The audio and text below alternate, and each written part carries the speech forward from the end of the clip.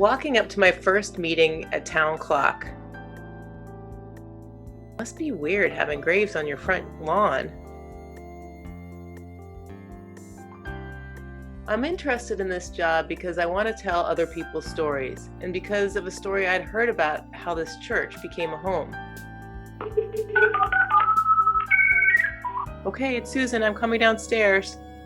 Hi, this building is beautiful. It's amazing, the history. You mean the fire? Yeah, it was right here. In 1971, a man came here looking for his ex, who the church was protecting. She was cleaning the church to give back, and he came in looking for her and set the place on fire. And the sanctuary was never properly repaired, so when I became pastor here around 2000, we began to think of how to rededicate the space. And we said maybe God was trying to tell us something. Maybe we need to house survivors of domestic violence. And how did you decide on long-term housing for the women? Well, I felt that long-term affordable housing would be better for anybody. There are only 13 beds like this in all of New Jersey. We have 10. Women need time to heal. Most places expect you to get out after 6 months tops, and most women don't have the financials to do that, so there's a tremendous amount of women going back to their abusers. Where else are they supposed to go? You know where we got our final funding? Where? Superstorm Sandy. FEMA was giving away lots of money for new housing because when natural disasters hit, domestic violence always goes up. So Hurricane Sandy was sort of lucky? Well, no.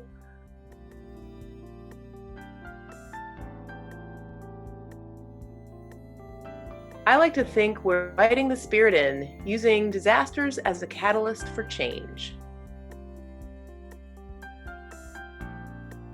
Susan takes me upstairs and shows me the meeting room. I meet Christine Edwards, the programmer for Town Clock, and 2 social work interns.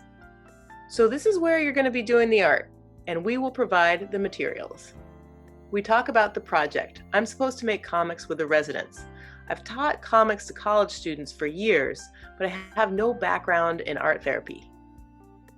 Maybe we should do a superhero project with them.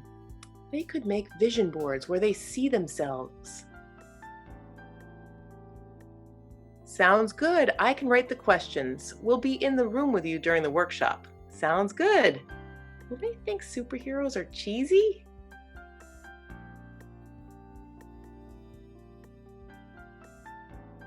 We should wrap this up. I've got my other job managing cases at a mental health facility and then one of my classes for social work school. It's 10:30. I didn't realize. I'm sorry. It's all of our second jobs.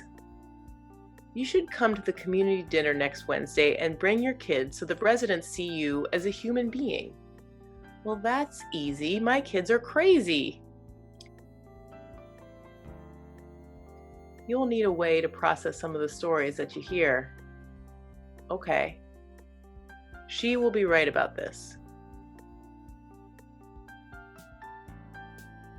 That night, as I drive home to Maplewood, I think of all the friends I've known over the years that were in bad relationships they couldn't get out of. The friend that didn't call me back for 3 days. A month later, she said, "I can't afford to leave him." Or the neighbor in Brooklyn who screamed for me to call 911 for her one night. We never said anything about it, except 2 years later, we passed each other in the street and she said, "Thank you." Part of my job will be to get to know the women, interview them, and make a comic about their lives. Am I up to the task? Will they trust me? Will I do right by them retelling their stories? Will teaching them art help anything? The community dinner. This is Sylvia and Ramona. What book are you reading?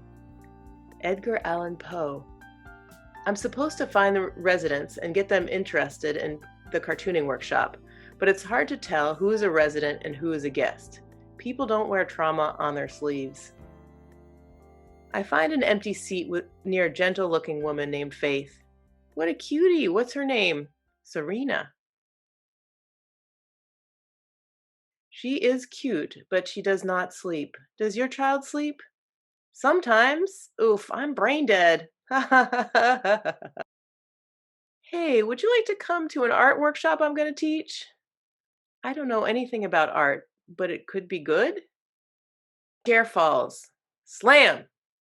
A woman jumps. Silence.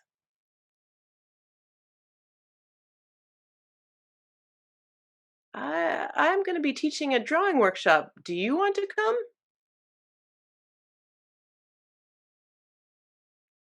Yeah, maybe. An artist. I trained at a monastery to make Byzantine icons, but the abbess didn't like the way I painted. She said that there is a code within the face. I said I was willing to learn, but instead the nun paid more attention to the girl that was making stick figures. She put me down a lot because she wanted to see if I was good enough to be a nun. But according to her, I didn't have humility. I was really hurt. Well, I don't care how you draw. You can draw anything you want. Terrific. I want it my style. I want it so that people know that it's Xenia's work, just like Da Vinci. Faith shows up first while I get ready for the superhero workshop. Can I use this check to pay this bill?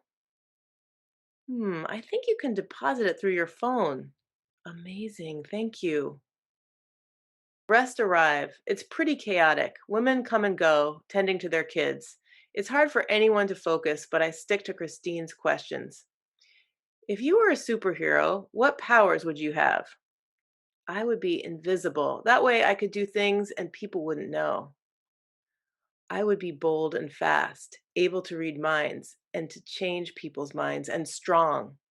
I'd fly. Whatever I write becomes real. Are there bad guys or gals? Who are they? For the mind reader, an emotional reader and manipulator will always win. As a woman, what are your superpowers right now? Strength, endurance, communicating with others that you deserve love, self love. What can you do that only you can do? Sing, cook African food, cook Spanish food. It was delicious, you guys. What are your weaknesses as a human superhero? Abusing your power, perfectionism. Do you see yourself as a superhero? Yes, I have strength. Yes, yes, yes. So then I have them draw themselves as superheroes, and that's when it gets hard for most. I can't draw. I gotta go. Maybe I'll draw some kind of avenging angel. Maybe she could be like an abuser slayer. Wow, you're amazing. I could see that as being concept art for Marvel. No, no, I can't show this to anyone. If anyone sees this, they'll think I'm crazy.